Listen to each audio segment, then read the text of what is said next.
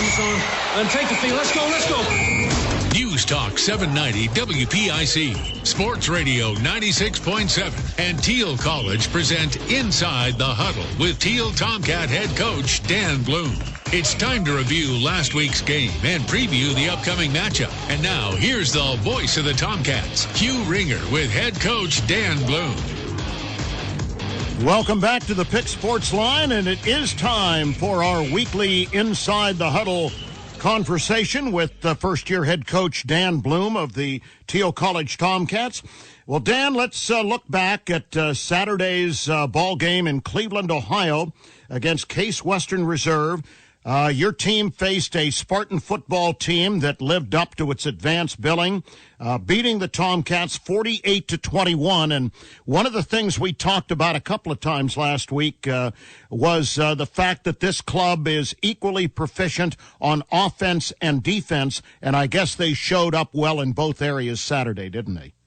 Yeah, they did a good job, and they kind of were what we thought they were. They came out and started fast and kind of took the ball down the field quickly with some efficiency and some tempo.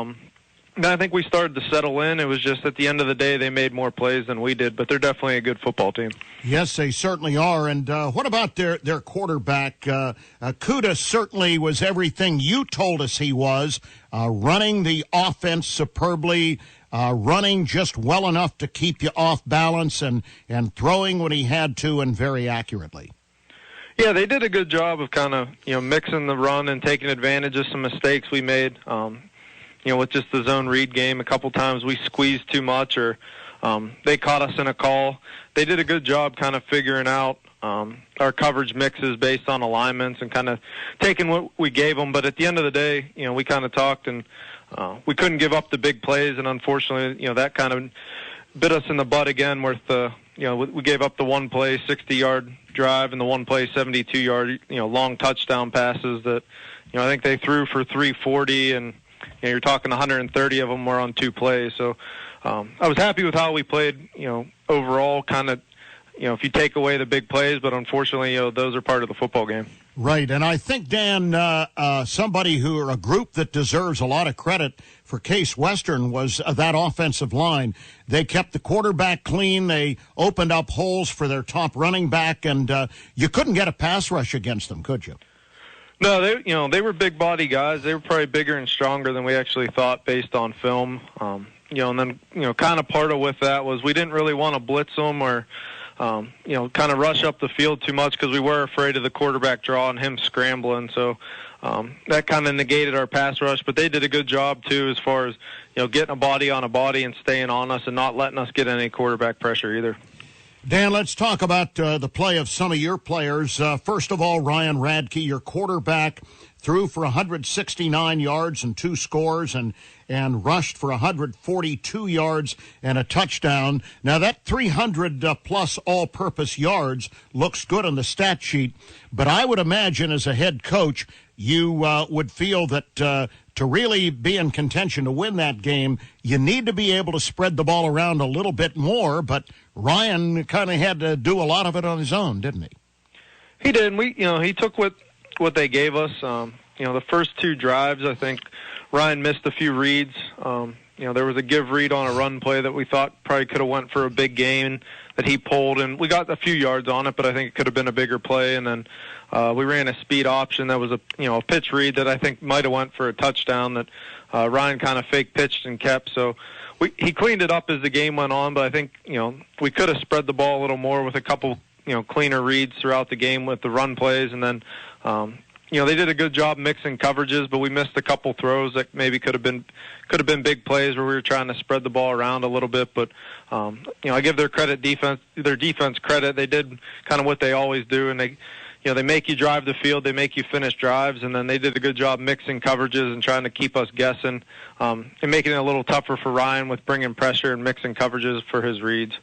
You did get the ball to your speed freshman receivers, Jaquan Hicks and, of course, Bracey, Bracey. But you missed your other speed guy, but I think you're going to get him back this week, Bailey. Is that right? Yeah, Eugene's definitely, it's definitely a different monster when we got all three of those guys on the field. But, overall we were pretty happy with, how those guys play. They're still young guys that we got things to clean up, but, they definitely bring a different threat as far as being able to stretch the field and cause some stress on defenses as far as the different things they can do. And once, obviously when you get all three of them on the field and you add in Ryan's ability to run the ball and scramble, it makes it tough for defenses to prepare. We were commenting on the air, Coach, that Bracey appears to be improving his route running as the season wears on. And if he gets stronger, he has a very high ceiling, doesn't he? He does. I think both of those young guys that, have tremendous ceilings if they, they keep working at the craft and get better as route runners, but they're big body guys that, attack the football pretty well and obviously have some top end speed to run away from some people when they do get the ball in their hands. Coach, are you kind of pleased with another freshman wideout, Sam Fitzpatrick? He has worked his way into the mix, a bit unheralded out of Florida, but he looks like he has a little Alex Horvath's in him, does he? Yeah, Sam does a good job. He's a technical route runner. He picked up the pass game pretty well. He does a good job, just catching the ball with his hands, like you said, much like Alex. As far as being able to be a secure pass catcher, I don't remember many drops involving him. So he's definitely a guy that mixes in well, and it's always nice to have somebody that you can count on to come in and give some guys some time off and some blows throughout the course of a game. Defensively, it was a good thing, I think, to see Doak Walker have a good day statistically, a team-high 9 tackles, and he, along with Tyrone Bynum and Jake Elk, made a lot of stops for your defense. Yeah, the linebackers were active. We were happy with how they played. Tried to mix in a little bit of pressure, but like you said, they did a good job picking it up. But we just kind of tried to add some 4-man. But, if you look at things as they went, we were, pretty happy with how we played defensively. We gave up a couple of runs, but we didn't give up any explosive runs, really. Even when we misfit some things, we got it knocked down. And, kind of going into things, they're a screen bubble team, and I think they tried throwing 2 tunnels, and we kind of did a good job, attacking those and taking that element away and taking the bubble game away. It was just some of the double moves and some bubbles and goes and hitch and goes and things that got us for the big plays. But overall, we're continuing to come along as a defense. We just got to continue to clean things up. We're with head coach Dan Blume of the Thiel Tomcats. Dan, now you head from Cleveland to Pittsburgh this weekend, down to Gessling Stadium to face the Tartans of Carnegie Mellon, coming off a win of their own on Saturday. They are 3-3. Are you surprised that their record isn't a little bit better at this point in the season? No, we keep talking. I think if they're not, I'd want to see the film of who is. I think they have to be the best 3-3 team in the country. Mm-hmm. They're very good, and the teams, if you look at their losses, I think they lost to Wash U in St. Louis week 1, lost down at Thomas More by 4 or 6 points. It was a close game, and then they lost a double overtime game that I think they were up by 14 in the fourth quarter to W&J. So even the games they've lost, they've been in and played hard, but they're a very talented football team that, if you put on the film and didn't tell somebody they were 3-3, I think they might be, think they're an undefeated football team or maybe a one-loss team. Now, is Sam Benger, the running back, the guy that makes this team go? He does. Everything kind of runs through him, and they do a great job running the football. But honestly, what's making them go, and I think the difference maker right now is the play of their quarterbacks. Alex Klein? Alex Klein, and then I can't think of the other kid. He got hurt in the W&J game. He was number 11, but they've been very precise with their throws, and they stretch the field vertically. And Klein came in against W&J after the other quarterback got knocked out, and I think the very first play he threw was a vertical, and he threw it over the outside shoulder of the receiver, and he made a nice one-handed grab kind of on the sideline against one of W&J's top corners, who's in our opinion is one of the better corners in the league. And but they do a great job as far as setting things up with the run game. But I think the difference maker this year right now is the play of the quarterbacks and their ability to stretch the field on people with the pass game. And they're always pretty good defensively, aren't they? They are. They do a good job. They're two defensive ends are big guys, and they do a great job getting off the ball and being disruptive. And then schematically they do a pretty good job as far as they play kind of a 3-2. type of defense with a bunch of cover guys and kind of mix their coverages, and they always kind of find a way to get an extra guy into the box. So they do a good job against your run game, and they're really sound against the quarterback read, and then do a great job defending the pass with kind of a man under, too deep type concept. Do they have as good a place kicker as you've seen in this conference in Gabe Renna from Carlsbad, California? Yeah, I think he's definitely the best we've seen by far. So he has, 3 for 3 field goals, all in the 35-yard range, and I think he's 21 for 21 in extra points. That's pretty good. Yeah, and he's the type of guy that can flip the field with his kickoff ability too. So he does a great job for him kind of overall. Now let's talk about your two deep that came out today, Coach. Manny Espinosa is back at left guard. He played a little bit for you Saturday, and I noticed that you've flip-flopped on your defensive line a little bit, and you have two freshmen listed to play a lot. On the one side, Greenville's Matt Crawford and Butler's Justin Johnson, who's been hurt a lot. Yeah, we had two guys go down Saturday with ankle injuries with Cam Neal. I'm drawing a blank on the other, CJ Skolnekovich.